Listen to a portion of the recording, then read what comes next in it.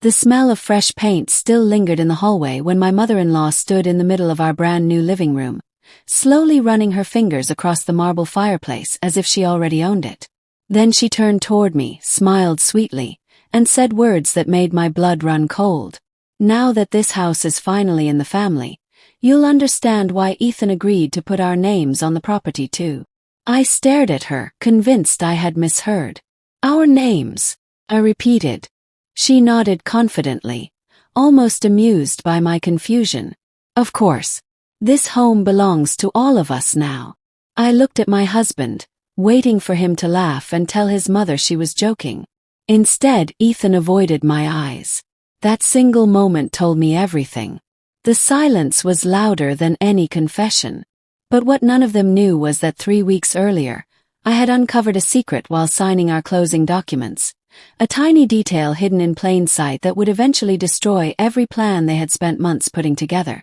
They thought they were trapping me. They had no idea they were walking into a trap of their own. Before I tell you how my husband's family almost stole the home I spent 7 years working to buy, and how one forgotten signature changed everything, let me know where you're watching from. I always love seeing how far these stories travel. My name is Claire. I'm 30 years old, and until 6 months ago, I believed hard work could solve almost any problem. I grew up in a small town where nothing was handed to anyone. My parents weren't wealthy, but they taught me something far more valuable than money. "If you want security," my father always said, "build it with your own hands." I carried those words with me through college, through endless overtime shifts, through every promotion I fought to earn. By 28, I had become a senior project manager at a construction company. The work was demanding, the hours were brutal, but every paycheck brought me one step closer to my dream. Owning a home. Not a mansion. Not something luxurious. Just a place where I could finally feel safe. A place that belonged to me. I met Ethan 5 years earlier at a charity fundraising event. He was funny, charming, and incredibly easy to talk to. Unlike most people, he listened more than he spoke. At least that's what I believed. He told me he admired independent women. He said he wanted a marriage built on honesty instead of control. After growing up watching my parents treat each other as equals, those words meant everything to me. For the first 2 years, our relationship felt effortless. We laughed over cheap takeout dinners. We planned road trips we couldn't yet afford. We spent Sunday afternoons walking through neighborhoods, pointing at houses and imagining what ours would someday look like. Whenever we passed a beautiful home, Ethan would squeeze my hand. "One day," he'd whisper. I believed every word. What I didn't realize was that every dream we built together existed only inside my imagination. Because while I was saving for our future, someone else was quietly making plans for my money. Looking back now, the warning signs were always there. The problem wasn't that Ethan hid them. The problem was that I kept finding reasonable explanations for behavior that should have terrified me. The first time I met his parents, Daniel and Susan Carter, they welcomed me with warm smiles, homemade food, and endless compliments. Susan hugged me so tightly I could barely breathe. "Oh, Ethan finally found a woman with ambition," she said proudly. "We're so happy." At the time, I thought I had been accepted into a loving family. I couldn't have been more wrong. It started with little questions that seemed harmless. Susan would ask how my job was going. Then she'd casually ask if I had received another raise. A few weeks later, she wanted to know how much houses were selling for in the neighborhoods I liked. Daniel was even more direct. "So," he asked one evening over dinner, "you must have a pretty healthy savings account by now." I laughed awkwardly. "I've been saving for a while." He smiled. "Smart girl." Back then, I thought they were simply making conversation. I didn't realize they were collecting information. Every holiday became another interview disguised as family time. "Do you still have student loans? How much are you putting into retirement? Are you thinking about buying before interest rates go up?" I answered every question honestly. After all, they were family. Or at least I believed they would be. Ethan always brushed it off whenever I mentioned how curious his parents seemed. They're just excited for us, he'd say. My mom loves talking about real estate. His answer sounded reasonable, so I stopped asking questions. A year after we got married, my savings account had grown larger than I had ever imagined. Years of skipped vacations, old cars, weekend overtime, birthday money, holiday bonuses. Everything went into one account. Sometimes I'd open my banking app just to remind myself that the sacrifices had been worth it. Every dollar represented another late night, another missed party, another dream postponed. One Friday evening, Ethan surprised me with dinner at my favorite Italian restaurant. Halfway through dessert, he reached across the table and took my hand. I think it's finally time. For what? He asked. Our house. I smiled so hard my cheeks hurt. We spent the next 3 months touring dozens of properties. Some were beautiful but far too expensive. Others were affordable but needed years of repairs. Then one rainy Saturday morning, our realtor unlocked the front door of a quiet 2-story house sitting at the end of a peaceful cul-de-sac. The moment I stepped inside, he knew. Sunlight poured through oversized windows. The kitchen overlooked a small garden. Upstairs was a cozy office with built-in bookshelves exactly like the ones I had dreamed about since college. There was even a porch where I imagined drinking coffee before work every morning. I turned toward Ethan. I love it. He smiled. So do I. For the first time in years, the future felt real. We submitted our offer that same afternoon. When it was accepted 3 days later, I cried in the parking lot outside my office. Not because the house was expensive, but because every sacrifice had finally become something I could touch. Something real. The closing date was scheduled for 6 weeks later. From that moment on, every conversation with Ethan's parents suddenly revolved around one subject. The house. Susan wanted pictures every single day. Daniel wanted copies of the floor plans. They asked about the neighborhood, the property taxes, the size of the garage, even the exact date we would receive the keys. Felt excessive. One evening I joked to Ethan, I think your parents are more excited than we are. He laughed. They've always wanted us close to home. Perfectly reasonable answer. I believed him. But one small conversation refused to leave my mind. 3 weeks before closing, Susan called while I was driving home from work. Her voice sounded unusually cheerful. Claire, she said, once everything is finalized, families should never worry about paperwork. What's yours is Ethan's, and what's Ethan's is family. I frowned. What do you mean? Oh, nothing, she replied quickly. I'm just saying that married couples shouldn't get caught up in whose name is on what. Before I could ask another question, she changed the subject completely. I remember sitting in my driveway after hanging up. For some reason, a strange feeling settled in my stomach. It wasn't fear. Not yet. It was instinct. The quiet voice that whispers when something doesn't fit. I wish I had listened to it sooner. Because while I was busy choosing paint colors, someone else was already deciding who would truly own my dream home. The closer we got to closing day, the stranger everything became. First, I blamed it on stress. Buying your first home isn't just exciting, it can be overwhelming. There were inspections, insurance documents, lender emails, title paperwork, and hundreds of tiny decisions that somehow all felt enormous. I barely had time to think. But someone else clearly did. A week before closing, Ethan walked into the kitchen holding his phone. My parents want to take us out to celebrate this weekend, he said casually. That's sweet, I replied. We haven't even closed yet. They're just excited. Again, those 3 words. They're just excited. Saturday evening we met them at a steakhouse downtown. The dinner started normally enough. We talked about work, the neighborhood, and how excited everyone was for the move. Then Susan lifted her wine glass. To family, she said. To new beginnings. We all smiled and clinked our glasses. A few minutes later, Daniel leaned forward. You know, he said, cutting into his steak, a house isn't just an investment. It's a legacy. I nodded politely. I agree. He looked directly at Ethan. A real family protects its assets together. Something about the way he said it made me uneasy. Before I could respond, Susan smiled at me.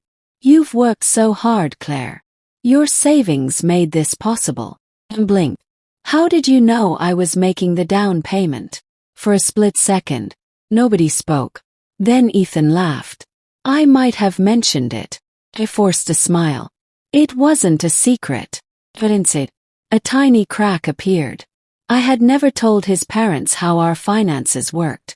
Not once. After dinner, while Ethan paid the bill, Susan linked her arm through mine as we walked toward the parking lot. She lowered her voice. "I've always wanted Ethan to have stability. I'm glad he found someone who could provide it." The words sounded like a compliment, but they didn't feel like one. I drove home in silence. That night I couldn't sleep. Something kept replaying in my mind. Not what Susan had said, but how she had said it. Like someone discussing an investment instead of a marriage. Monday morning arrived with another mountain of paperwork. Our lender emailed the final disclosure package. My phone buzzed nonstop. The title company confirmed our appointment. Everything was finally happening. On Wednesday afternoon, I received a call from the closing attorney's office.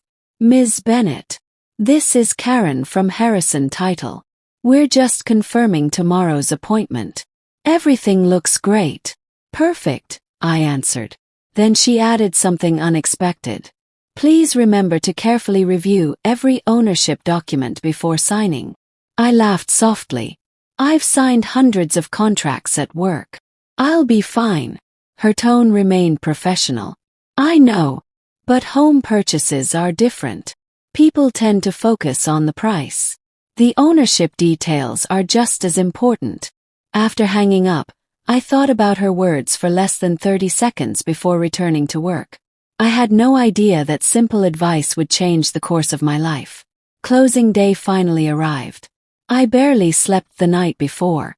I woke before sunrise, made coffee, and stood outside our apartment watching the city slowly come alive. For years I had imagined this morning. The day I would finally become a homeowner. By 9 o'clock, Ethan and I were sitting inside the title company's conference room. Stacks of documents covered the polished wooden table. The loan officer smiled. The realtor looked relieved. Everyone seemed happy. Something felt different. Daniel and Susan weren't supposed to be there. Somehow, they walked into the room 10 minutes after we arrived. "Oh," Susan said with a cheerful laugh. "We just wanted to surprise you. Our little homeowners." I looked toward the closing attorney. She seemed mildly confused but welcomed them anyway. "They'll just be observing," Ethan whispered. "It's fine." He nodded. But for the first time since our engagement, I wasn't sure everything was fine. As the paperwork began, page after page slid across the table. Initial here, sign here, date here. Everything moved quickly. Too quickly. About halfway through the process, Karen paused. She adjusted one of the documents and placed it directly in front of me. "This page confirms legal ownership," she explained. "Please take your time reviewing it." I glanced at Ethan. He smiled. "No need to overthink it. Let's finish before lunch." I looked back down. Something caught my attention. A single sentence. One sentence buried in a page full of legal language. Most people would have skipped right over it. I almost did. But something made me stop reading everything else and focus on that one paragraph. The room suddenly felt very quiet. I slowly lifted my eyes from the paper. Across the table, Susan wasn't looking at Ethan. She was looking at me, watching, waiting. And in that exact moment, I realized this wasn't just a home purchase. It was a test. And if I signed without asking one simple question, I would lose far more than a house. My fingertips rested on the edge of the document while everyone else in the room waited. It was only a few lines. Simple, ordinary, easy to miss. Title vesting. Ethan Carter and Claire Bennett Carter, joint tenants. I exhaled quietly. That wasn't unusual. We had agreed the house would belong to both of us. Then my eyes moved to the next paragraph. Subject to the family occupancy agreement attached as Exhibit C. I frowned. I didn't remember anyone mentioning a family occupancy agreement. I flipped to the next page. Nothing. I searched through the stack again. Still nothing. I looked up at Karen, the closing attorney. "I'm sorry," I said politely. "Could I see Exhibit C?" The smile on Ethan's face disappeared for the briefest moment. It was so quick that anyone else would have missed it. Karen looked through the folder. "Of course." She reached into another file and slid a separate document toward me. The title read, Family Occupancy Agreement. I began reading. The first paragraph seemed harmless. It stated that immediate family members could temporarily stay in the residence under certain circumstances. Reasonable. The second paragraph, not so much. It granted Ethan the authority to approve long-term occupancy for his parents without requiring my separate written consent. I blinked. Maybe I had misunderstood. Then I kept reading. The third clause was worse. If both owners agreed, permanent residency rights could later be converted into lifetime occupancy under state housing protections. I looked up slowly. What is this? The room became completely silent. Ethan forced a laugh. It's nothing. Just paperwork. I turned another page. No, this isn't just paperwork. Susan leaned forward. Oh, sweetheart. It's simply to make sure we're all protected if something ever happens. I stared at her. What exactly are you being protected from? She smiled. You never know what the future brings. Karen adjusted her glasses. I should clarify something. This agreement wasn't included in our original draft. It was added during last week's revisions. My head turned toward Ethan. You changed the paperwork. He shifted uncomfortably. My parents suggested it. They're getting older. If they ever needed somewhere to stay. I interrupted him. We never discussed this. I know. I was going to. But it isn't a big deal. My heartbeat quickened. It is a big deal. Daniel finally spoke. His calm voice somehow made everything worse. Claire. Families share. That's what families do. I looked back at the agreement. One sentence suddenly stood out. The agreement could not be revoked without the written consent of every listed beneficiary. Every beneficiary. That included Susan and Daniel. If I signed, they could potentially gain legal rights that couldn't be removed without their permission. A strange chill ran through my body. Not because I understood every legal detail, but because I suddenly understood the intention. This wasn't about helping aging parents. This had been planned. Karen looked directly at me. You are under no obligation to sign this additional agreement today. The sentence landed like thunder. No obligation. She shook her head. No. The home purchase can proceed without Exhibit C if both primary buyers agree. I turned toward Ethan. You told me this had to be signed. His face lost color. I thought it would make things easier. Easier for who? Nobody answered. For several long seconds. The only sound in the room was the soft hum of the air conditioner. Then Susan spoke again. Her sweet voice had changed. The kindness was gone. If you truly loved this family, you wouldn't hesitate. There it was. Not concern. Not love. Guilt. Pressure. Manipulation. Every uncomfortable conversation over the past 5 years suddenly made sense. The questions about my savings. The constant interest in the house. The excitement over paperwork. They had never been celebrating our future. They had been preparing for theirs. I slowly closed the document. I'm not signing this. Susan's smile vanished instantly. The transformation was shocking. You don't trust us. I don't sign legal documents I haven't agreed to. Daniel crossed his arms. This is becoming unnecessarily dramatic. Karen gently removed Exhibit C from the stack. Then we'll proceed without it. I signed the remaining documents one by one. Each signature felt heavier than the last. Out of the corner of my eye, I noticed Susan whispering something to Ethan. His shoulders slumped. He never looked at me again. An hour later, we walked out of the title office carrying the keys to our dream home. Everyone congratulated us. Pictures were taken. The realtor hugged us. Anyone watching would have believed it was a perfect day. But as I unlocked the front door for the very first time, I caught Susan standing behind me. She wasn't looking at the house. She was looking at me. And the smile on her face wasn't one of celebration. It was the smile of someone whose first plan had failed, but who already had another one. I should have recognized it for what it was, because less than 3 weeks later, the dream home I had spent 7 years earning would become the center of the biggest betrayal of my life. End of Section 1.